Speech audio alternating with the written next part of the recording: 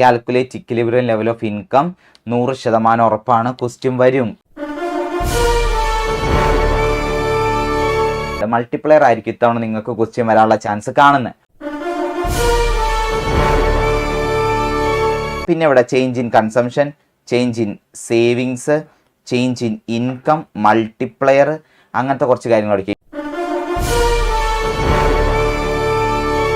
Personal income, പിന്നെ APC, APS, MPC, MPS ഇത് പഠിച്ചോ. സ്റ്റേറ്റ് ഗവൺമെന്റുകൾക്ക് അഗ്രികൾച്ചറൽ ഇൻകത്തിൽ നിന്ന് ടാക്സ് കളക്ട് ചെയ്യാനുള്ള പവർ ഉണ്ട്, സെൻട്രലിന് ആ പവർ ഇല്ല എന്ന് നിങ്ങൾ ഓർത്തു വയ്ക്കുക. ചോദിക്കാത്തൊരു ഏരിയ ഉണ്ട്, അലോക്കേഷൻ, ഡിസ്ട്രിബ്യൂഷൻ, സ്റ്റെബിലൈസേഷൻ.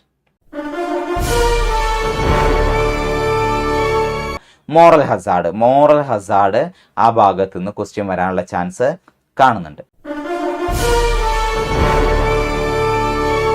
പിന്നെ ഒന്നും നോക്കണ്ട, budget deficit, fiscal deficit, revenue deficit, primary deficit എല്ലാം.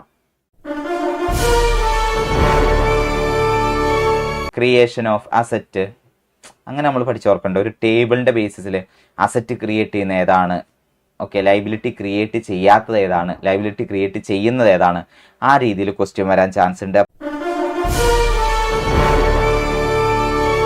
ലിമിറ്റേഷൻ ആണ് ഈ പറയുന്ന ക്രൗഡിങ് ഔട്ട് എഫക്റ്റും ലാഗ് എന്ന് പറയുന്നതും ഫിസ്ക്കൽ പോളിസിയുടെ ലിമിറ്റേഷനാ. പക്ഷെ അതിന് അത്ര ഇമ്പോർട്ടൻസ് ഉണ്ടോ മക്കളെ, അത് ഞാൻ അവിടെ എഴുതിയിട്ടെ. പിന്നെ ഫങ്ഷൻസും ക്യാരക്ടറിസ്റ്റിക്സ് ഓഫ് മണി. അപ്പൊ തന്നെ എല്ലാമായി, ആ ചാപ്റ്റർ അത്ര ഇമ്പോർട്ടൻ്റ് ആയതുകൊണ്ടാട്ടോ. ഇത്തവണ മാത്സ് റിലേറ്റഡ് ക്വസ്റ്റ്യൻ്റെ ഒരു കളി ഇവിടെ നിന്ന് കാണാനുള്ള ചാൻസ് ഭയങ്കര കൂടുതലാട്ടോ. Maths related questions